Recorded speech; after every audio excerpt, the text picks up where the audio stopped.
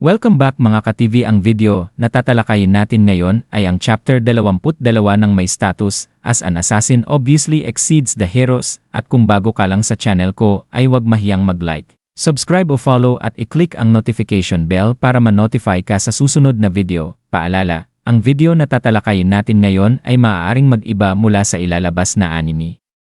Hindi ko inaangkin ang mga drawing o anumang materyales na ipapakita.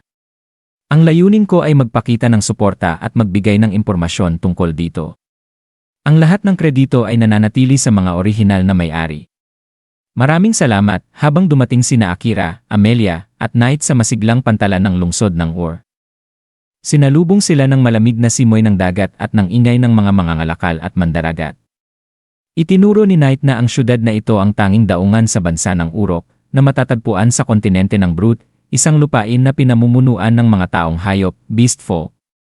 Habang nagmamasid si Akira sa paligid, napansin niya agad ang malinaw na pagkakahati ng lipunan. Ang mga tao lamang ang gumagawa ng mabibigat na trabaho, habang ang mga taong hayop ay nanonood lang at nag-uutos. Tahimik niyang sinabi kay Amelia na tila ang bansang ito ay hindi patas sa mga tao, at lalo niyang napatunayan ito nang mapansin niyang iwas sa kanila ang mga taong hayop dahil kay Knight, ang itim na pusang nasa kanyang balikat. Mula sa mga tingin ng mga lokal, malinaw na may matinding pag-ayaw sa mga itim na pusa sa bansang ito, na tila may kaugnayan sa isang madilim na pangyayari sa kanilang kasaysayan. Hindi nagtagal, may grupo ng mga taong hayop na lumapit kay Akira, at mayabang na sinabihan siyang iwan si Amelia at lumayas. Napabuntong hininga si Akira, alam niyang may mangyayaring gulo. Nang tangkain siyang hawakan ng isa, mabilis niyang ginamit ang kanyang shadow magic, at pinadilim ang paningin ng mga kalaban, dahilan upang mawalan sila ng malay sa paligid. Hindi nakita ni Amelia ang nangyari at nagtanong kung ano ang ginawa niya, at kahit si Knight ay napansin na hindi niya rin nasundan ang galaw ni Akira, patunay ng kanyang bilis at husay. Upang hindi makaakit ng atensyon, sinabi ni Akira na mas mabuting umalis sila agad bago pa humantong sa mas malaking problema, pagdating nila sa Adventurers Guild. Napansin nila ang lawak at dami ng tao roon, mga mandirigma, mga ngalakal, at iba't ibang lahi. Lumapit si Akira sa counter at tinanong kung dito ba nagtitipon ang mga adventurer. Magalang silang sinalubong ni Mile, ang receptionist, na napansing ito ang unang beses nilang dumating doon. Nang iabot ni Amelia ang sulat ng rekomendasyon mula sa hari ng mga elf, nanlaki ang mga mata ni Mile sa nakita, isang gold adventurer tag at selyo ng hari mismo. Ngunit bago pa siya makapagsalita, inagaw ng guildmaster na si Lingga ang sulat at mabilis na binasa. Laking gulat niya nang malaman na si Amelia ay Prinsesa Amelia Rose Quartz ng kaharian ng mga elf. Ikinagulat niya rin na dumating ito sa bansa sa panahong mapanganib para sa mga babaeng maganda at may mataas na katayuan. Nagtanong si Akira kung ano ang ibig niyang sabihin, at iminungkahi ni Lingga na mag-usap sila sa isang pribadong silid. Habang nagkakape, ipinakilala ni Lingga ang kanyang sarili bilang pinuno ng guild sa lungsod ng Ur, na siyang nangangasiwa sa mga adventurer at kanilang mga gawain. Ipinakilala naman ni Akira ang sarili bilang Oda Akira at si Amelia bilang Amelia Rose Quartz. Tinukoy ni Lingga ang kanilang layunin na magparehistro bilang adventurer at makakuha ng pahintulot upang makakilos sa loob ng Urok. Pagkatapos ay tiningnan niya si Akira ng mabuti at nagtanong kung isa ba siya sa mga bayani na ipinatawag mula sa ibang mundo. Nanahimik si Akira at inakala ni Lingga na yon na ang kumpirmasyon. Binanggit pa ng guildmaster na umabot na rin sa kanila ang mga balita tungkol sa nangyari sa Ritais, ang kabisera ng kaharian. Ipinaliwanag ni Akira na bagaman totoo na siya ay ipinatawag sa mundong ito, hindi siya isang bayani. Isa lamang siyang naligaw na nilalang na nasangkot sa mga pangyayari. Ngumiti si Lingga at sinabing kilala na si Akira sa ibang bansa bilang silent assassin. Napailing si Akira sa bansad, ngunit si Lingga ay tila humanga. Napansin ni Akira ang kakaibang aura ni Lingga at sinabi niyang pareho silang may assassin class, dahilan upang matawa si Lingga at aminin na tama siya.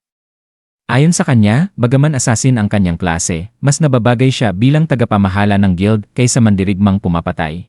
Bago matapos ang kanilang pag-uusap, tinanong ni Lingga tungkol kay Knight. Napansing hindi ito karaniwang alagang pusa. Tumanggi si Akira na sagutin, kaya't nagbabala na lamang si Lingga na kinamumuhian sa Urok ang mga itim na pusa, dahil sa isang malagim na pangyayari noong nakaraan. Gayunman, sinabi niyang maaari silang umasa sa tulong ng guild kung sakaling mapunta sa panganib. Habang umaalis sina Akira at Amelia, natanaw ni Lingga mula sa bintana at mahinang sinabi, kaya bumalik ka na. Ang bangungot ng Adoria, na tila may alam siya sa nakaraan ni Knight, pagsapit ng gabi, nag-check-in sila sa isang inn upang magpahinga. Napahiya si Akira dahil di niya naisip na mag-iba-iba sila ng kwarto ni Amelia. Ngunit mumiti lamang si Amelia at sinabing ayos lang, at mas gusto pa niyang magkasama silang dalawa. Sa pamamagitan ng telepathy, nagbiro si Knight na alis muna siya upang magbigay ng oras sa dalawa, sabay dagdag ng kasabihan, kahiya-hiya ang lalaking hindi tinatanggap ang handog na nasa pilak na pinggan. Namula si Akira at pinagsabihan si Knight na tumahimik, habang nagtataka si Amelia kung ano ang pinag-uusapan nila, sabay sabing wala. Matapos maghapunan, bumagsak silang pagod sa kama. Habang nakatulog si Akira, nagmuni-muni siya na matagal na niyang hindi nararanasan ang ganitong kapayapaan, marahil simula pa noong nasa Earth pa siya. Si Amelia naman habang gising pa, ay tahimik na tumingin sa kanyang mukha at hinalikan siya sa noo bago bumulong ng good night, Akira. Kinabukasan, bumalik si Knight. Nagising si Akira at nagulat nang makita si Amelia sa tabi niya, dahilan upang sila'y parehong mamula. Sa isip ni Akira, nagbiro si Knight sa pamamagitan ng telepathy, ngunit bago pa makasagot, sinabi nitong may darating na bisita.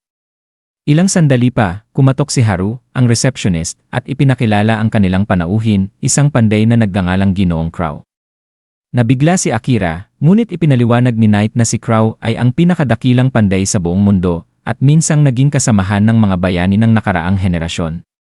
Sa pagdating ni Crow, tila isang bagong kabanata ang bubuksan sa paglalakbay ni Akira, isang kabanatang mag-ugnay sa nakaraan at kasalukuyan.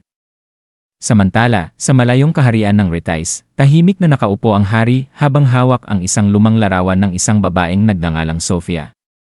Sa malamlam niyang tinig ay binanggit niya ang pangalan nito, puno ng lungkot at paggunita, tila may matagal ng sugat na hindi pa naghihilom, isang hudyat na ang mga tali ng kapalaran ni Akira, Amelia, at ng pamilya Maharlika ay malapit ng muling magtagpo, at dito nagtatapos ang kabanata 22 ng may status as an assassin obviously exceeds the hero. Patuloy lamang sa pagsubaybay mga ka-TV hanggang sa susunod na kabanata. Paalam.